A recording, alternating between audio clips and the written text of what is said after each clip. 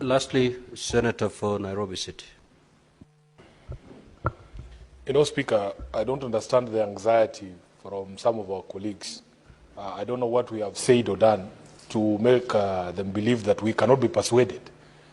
I am personally here to be persuaded by the arguments that are advanced on this floor. And Speaker, if you remember the first time that this matter was supposed to be on the order paper, you gave a communication to say that you wanted opportunity for this House to talk within itself so that we avoid the acrimony of the last formula. And we all agreed. And the Finance Committee, to their credit, they have organized forums for us to be able to have this conversation twice, including this morning, and I didn't see my deputy party leader in that meeting. So if and the way forward that has been given by the majority leader, I think is going to solve the problem for us. Let us hear from the committee. Let us hear from everybody, Honorable Speaker. Let us try to persuade each other. But what I don't like personally, Honorable Speaker, is people playing cards under the table. And the good thing is that Senator Osotsi knows me. That immediately I feel like you're trying to be clever with me, Honorable Speaker, I become a bit upset. So I feel like there's people who have an agenda that they don't want to disclose. Let them persuade us here. We are amenable to be persuaded, and Osotsi knows that, Honorable Speaker. I thank you. Honorable Senators, let us make progress on this matter. Indeed, Senator Osotsi, you had the opportunity to speak. Allow the chair to give the way forward. If you remember, Honorable Senators, when this matter came first, I listened to the concerns of Honorable Senators then, and we agreed that it was important for us to engage and engage more substantively before this particular motion was moved. Now, it is over 1 month since I made that communication. That means we had ample time to engage, consult, and try to see if we can have a give and take so that once this matter is tabled, we do not have the acrimonious environment like it was witnessed sometimes back. Now, that opportunity was made available to you. No senator here can say they were rushed, they were not given an opportunity to consult, to engage, to persuade. That opportunity was indeed made available to all of us. Now, Honorable Senators, even if we are to allow for more consultation for maybe 6 months, we will still have some dissenting voices. I don't think we'll be able to strike a 100% agreement in this formula. And therefore, what remains is, as what the Senator for Nairobi City has just said, persuade your colleagues on the floor of this House. In any event, Honorable Senators, I did not want to rule the Senator for Vihiga out of order, but to some extent, what he brought forward is in breach of our standing orders. It is anticipating over debate, because the motion is yet to be moved, and here we are actually debating the motion before it was moved. So let's allow the motion to be moved. All these good arguments that I've just listened to, let them be put forward as you debate this motion. Try to persuade your colleagues on the position that maybe you individually hold, and depending on your power of persuasion, we may swing one way or the other. So at this juncture, allow the chairman to move the motion, and then we engage in debate. Proceed, Chairman. Thank you very much, Mr. Speaker, for that guidance. Pursuant to Standing Order 62 of the Senate Standing Orders, I beg to move that the motion in an amended form, that the Senate notes the report of the Standing Committee on Finance and Budget on the fourth basis for allocation of share of national revenue among the counties, laid on the table of the Senate on Thursday, 17th April 2025, and that pursuant to Article 2171 of the Constitution, approves the fourth basis of allocation of share of nationally raised revenue among the counties for the financial year 2025-2026 to 2029-2030 as follows.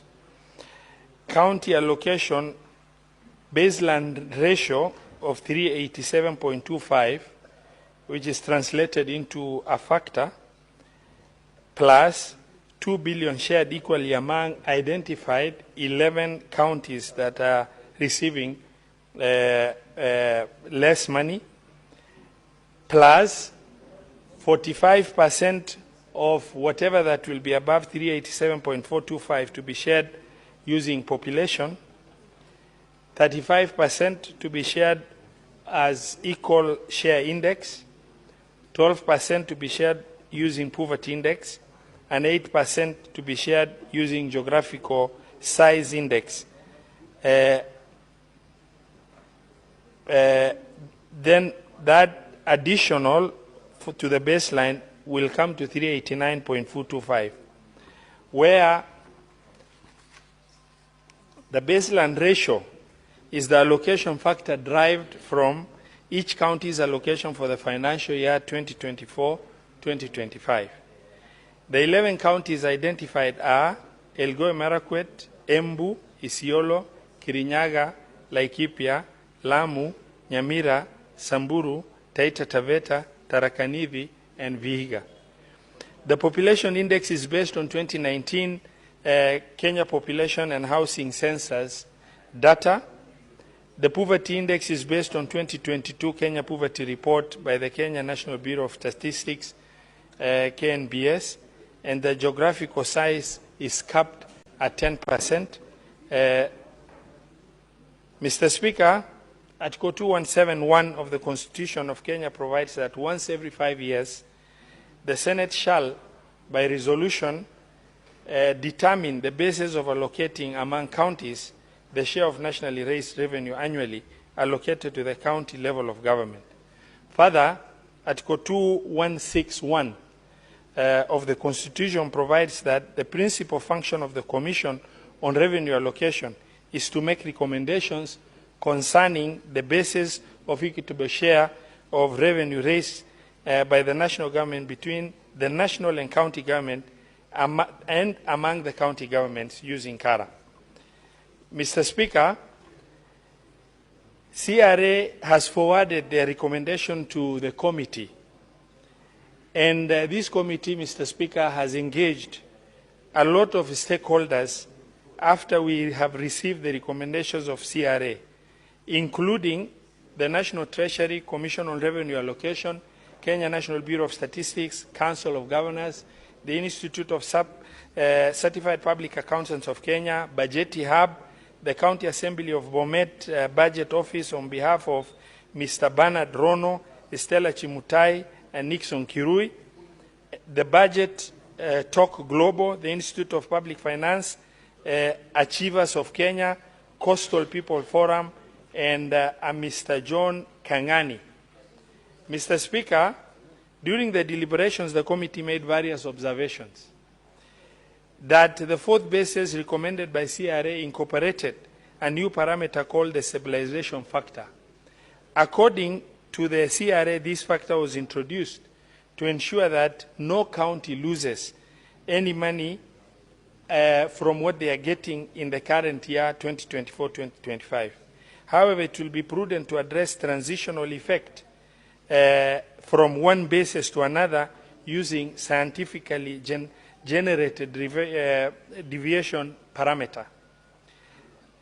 Mr. Speaker, sir, that the data used to generate the income distance index, GCP, is not directly derived from each county, but rather the Kenyan National Bureau applies a top-down approach to determine each county's contribution to GDP.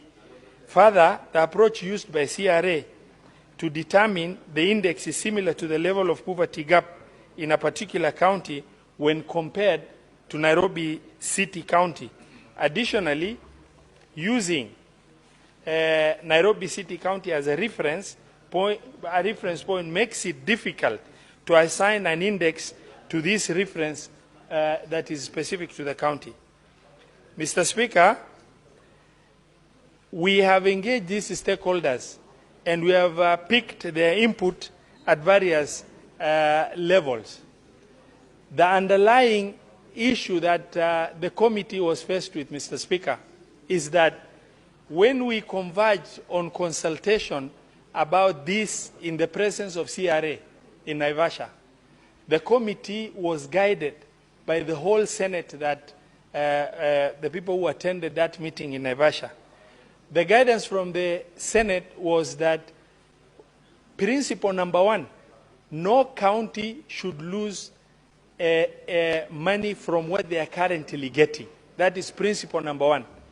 Principle number two, whatever that is over and above 387.425, that each county must gain marginally or equitably from any figure above 387.425.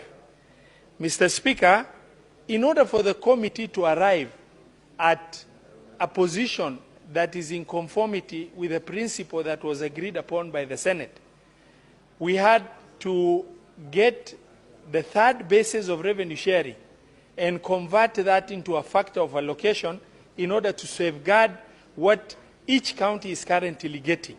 Meaning, we held 387.425 to a factor for each county based on the third basis of revenue allocation. And next, we had to come up with parameters on how to share what is over and above 387.425. At this juncture, Mr. Speaker, it's worthwhile to note that the National Assembly has already approved division of revenue, and they have approved that at 405 billion.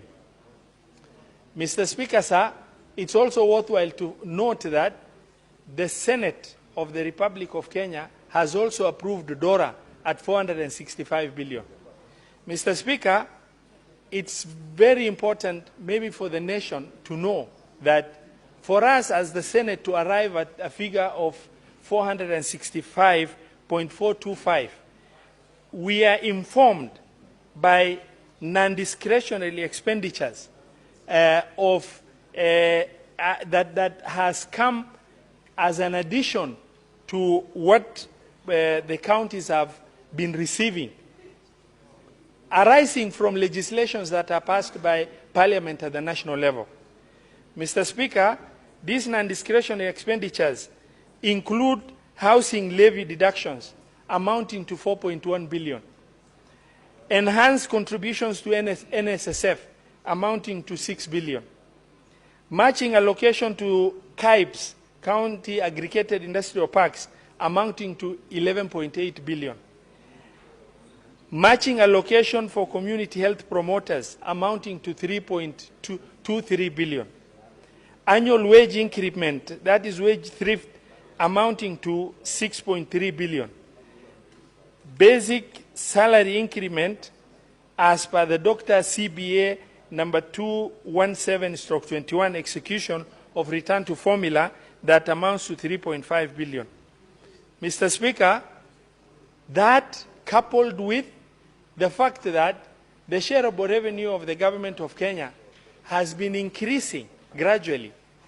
The last meaningful increase for county government has happened in the financial year 2020-2021, when the last third basis of revenue sharing was happening. Mr. Speaker, that time the shareable revenue increased from 316 to 370 billion. Thereafter, Mr. Speaker, it's worthwhile to note that the shareable revenue has only marginally increased from 370. The following year, it remained at 370. Those are the COVID year. And thereafter, it moved from 370 to 385. And now it has moved from 385 to 387.425. The cumulative increase over the 5 years for county governments from shareable revenue amounts to a total of about 70 billion shilling. When you compare that to shareable revenue increase of national government, which over those 5 years is 770 billion shilling, which translates to about 10%. That is the wisdom that informed the Senate to pass DORA at 465 billion, so that these senators do not fight over the formula and what counties get, but we fight to get more shareable revenue in order to make sure that most concerns that the senators have can be addressed. Mr. Speaker, it is also in the consultation shared by my colleagues, Senator Sifuna and Senator Wambua, and the majority leader. We've had 2 consultation periods as guided by yourself. The committee plus the secretariat have availed themselves. The essence of those meetings was for us to consult and to arrive at and address if there's any thorny issue that may come up, in order to maybe cushion, based on the experience of the third basis of revenue sharing, to cushion the country from the drama of the Senate, in order to make sure that we carry each other along the entire 47 counties. This morning, Mr. Speaker, in consultation with the people who attended, that about 13, we arrived at a position where the smaller counties that I've mentioned of Elgeyo Marakwet, Embu, Isiolo, Kirinyaga, Laikipia, Lamu, Nyamira, Samburu, Taita Taveta, Tharaka Nithi, and Vihiga, that there is some challenge for these counties to remain viable if they do not get a little bit of cushion effect.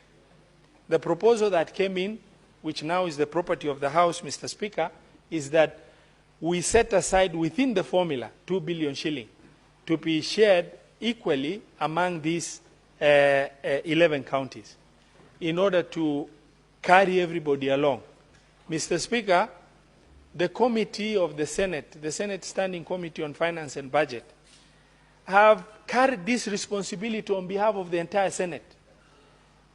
The committee members, despite representing their respective counties, I, as the chair, could not allow them to speak on behalf of their counties and a situation that is favorable to their counties, because we have to carry the 47 county governments in the proposals that we make.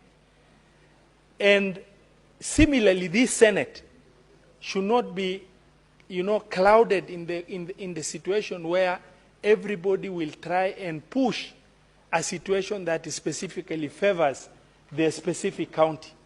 Rather, we really need to look at how do we carry these 47 counties, whose responsibility as the Senate of the Republic of Kenya we bear as the Senate, and we've sworn to uphold. And that does not mean that simply means we are collectively responsible for the 47 counties and individually responsible for the oversight and other mandates.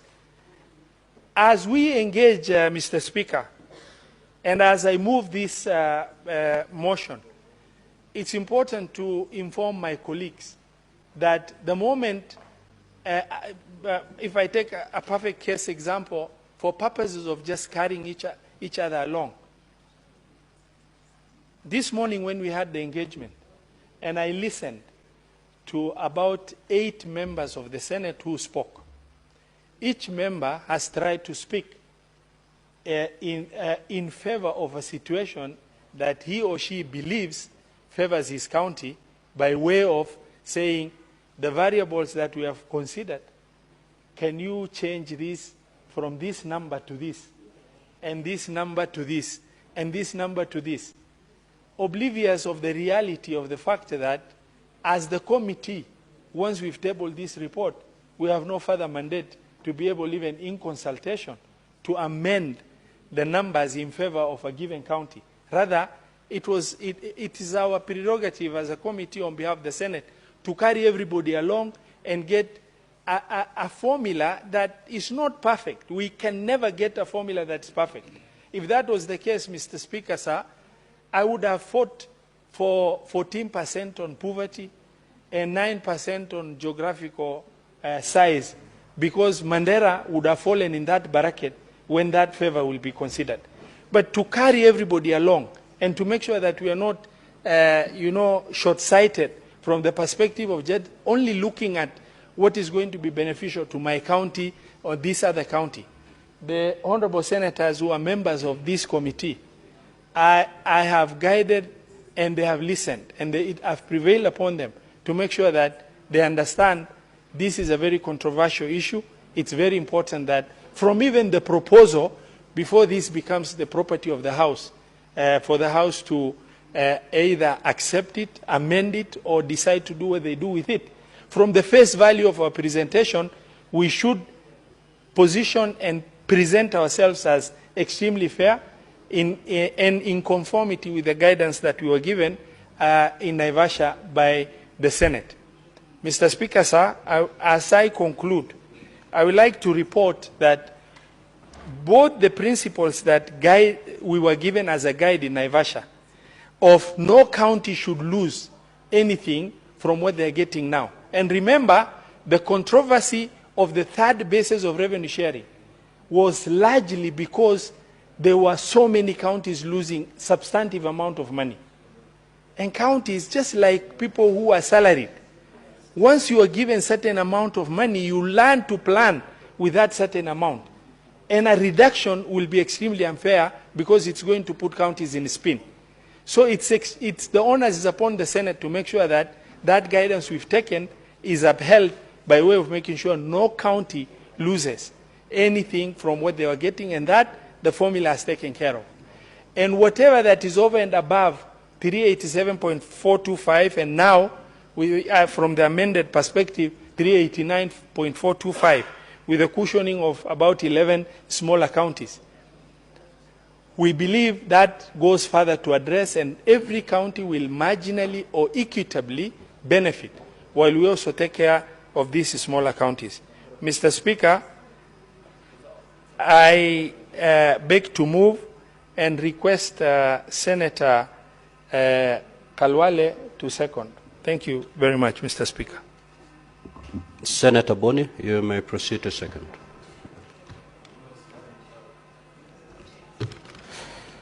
Mr. Speaker, sir, I rise to second this motion as moved by the chair of the Finance and Budget Committee, the Senator of Mandera, who fortunately for us in this Senate is actually a national party leader, and therefore, like many national party leaders, has a global view, not just on the politics of the country, but also on the need to carry all the people of Kenya along on a very sensitive issue like sharing the Commonwealth of the Republic of Kenya. I therefore want to congratulate him for moving the motion, and Mr. Speaker, together with my colleagues in the committee, I would like to plead with this Senate that it was without prejudice that we arrived at the current formula. And I would be very grateful if you joined us in allowing this formula to share revenue in the Republic for the next 5 years or so. But in so saying, Mr. Speaker, it doesn't mean, colleagues, that we are emotionally attached to this formula. No, not in any way. In fact, if I was to be emotionally attached to this formula, I would be attached to the formula that allows Kakamega to capitalize on its population size. That way, quickly we get more money than most of the counties because Nairobi, Kakamega, Kiambu, and Nakuru are the largest counties population-wise. Mr. Speaker, I was happy at attempt 1, Kamukunji 1, Kamukunji 2 this morning, to hear members speak emotively. That is the way it should be. We were not brought here to fight for any position that does not favor the counties that voted us into this Senate. So when you see, for example, the Senator of Nyamira, who happens to be my Mokoyone, speak with the passion he did, it is because, Mr. Speaker, Mr. Speaker, that is loud consultation. Senator for Kakamega, you've chosen English. Stick to English, please. The other alternative is Kiswahili. And I don't think the word you've just uttered is either Kiswahili or English.